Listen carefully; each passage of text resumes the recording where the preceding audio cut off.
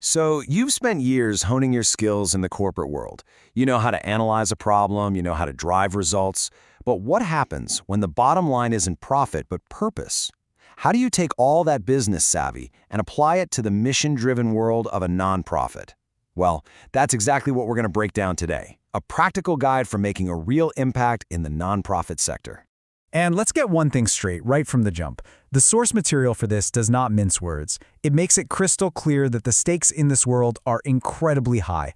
The pressures are just immense, and the rules of the game, they are completely different from anything you've seen in the for-profit space. So, how do we find our way through it all? We're going to follow a 5-step journey. First, we'll dive into the world of pressure that nonprofits live in every single day. Then, we'll talk about bridging that huge culture gap. After that, we'll uncover how to find their strategic core, look at some simple tools that can have a massive impact, and finally, and this is the most important part, we'll figure out how to make that change actually stick. All right, first up, the world of pressure. Before you can even think about helping, you absolutely have to understand the context these organizations are operating in. I want you to just imagine being squeezed from all sides at once. You've got donors demanding more data, more proof of impact, but the internal systems to actually provide that data, they often just aren't there. At the same time, government funding is shrinking, while competition from other nonprofits, and even for-profits, is getting fiercer. And through it all, you're in this constant battle to attract and keep good people. It is a relentlessly tough environment to even survive in, let alone try to grow. And all those external pressures, they create a really unique internal culture. And that brings us to our next big hurdle, bridging the culture gap. You have to get this part right, because at the end of the day, this is way more about people than it is about problems on a spreadsheet. And man, when you put these two worlds side by side, the differences are just so stark. You know, in the for-profit world, the goal is pretty clear: make money for shareholders. Success is a number on a page. But in the nonprofit world, how do you measure solving a social problem? It's so much more qualitative. Everything from how you get funding to who you answer to operates on a totally different logic, and it's all driven by a workforce that's often powered by pure passion. And this culture clash, well, it creates some really powerful and often negative stereotypes. As one consultant in our source material put it so bluntly, they see us as corporate raiders in blue suits. We are intimidating, we are uptight, we are not fun. Now, whether that's fair or not doesn't really matter. That perception is the very first wall you've got to break through. So, how in the world do you break through a wall like that? It's actually surprisingly simple, but it's not easy. You listen. You put away your fancy corporate frameworks and your PowerPoints, and you just build trust. That might mean doing what one consultant did and spending an afternoon helping an ex-convict fill out job applications.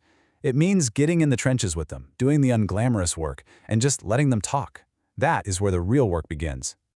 Okay, so once you've put in that time, once you've truly listened and built that foundation of trust, then you can move to the next stage, finding their strategic core.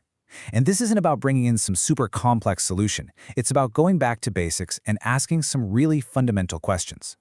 This is called the 5-box framework, and it is a deceptively simple but incredibly powerful tool. It's all about connecting the dots in a logical chain. You start with the end in mind. What is the tangible future state you're trying to create? That's your desired outcome. From there, you just work backwards. What's your theory for how that change happens? What specific part of that theory are you going to focus on? What operations do you need to make that happen? And finally, how are you going to measure success? If there's a single broken link in that chain, the whole strategy just falls apart. And that first box, desired outcome, is everything. To really nail it down, you have to get past the fuzzy mission statements. And the best way to do that is to ask this one provocative question.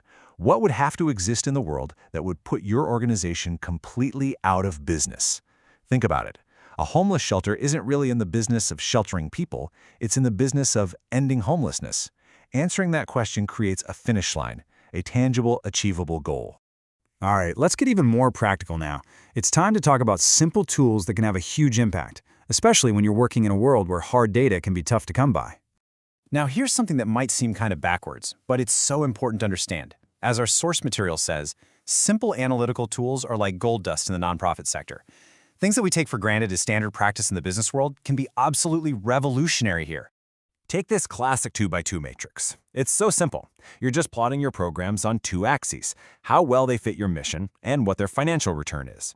But just the act of doing this sparks these tough, totally essential conversations. You can suddenly see what's at the heart of your organization, and you can also see what might be a distraction, a potential cash cow that's actually pulling you away from your real mission. A simple picture like this forces everyone to confront reality. And here's a perfect example of why that financial piece is so critical. A nonprofit might be incredibly proud of a program that brings in $1 million in revenue. Awesome, right? But what they often don't track is the true cost of running it. In one real case, this $1 million program actually cost $960,000 to operate. So its real net impact wasn't $1 million, it was just $40,000. That kind of insight changes absolutely everything. But here's the kicker. All of these incredible insights, all of these aha moments, they're completely worthless if they just sit in a report on a shelf. And that brings us to our final and maybe the most crucial section, making change stick. Because the real work, it begins the day after you give your big presentation. The key here is a mental shift. You have to stop thinking like a consultant and start thinking like a coach. Your goal isn't to just deliver answers. It's to build up their ability to solve these problems on their own, long after you're gone. That means creating a dead simple implementation plan, over-communicating until you're blue in the face, and staying involved somehow. And I love this analogy from the source material. Think of a brontosaurus. Yeah, a dinosaur. You've got this massive, heavy body. That's all the hard work you do up front. But the real power is in that long tail of follow-up. That's what's critical for success.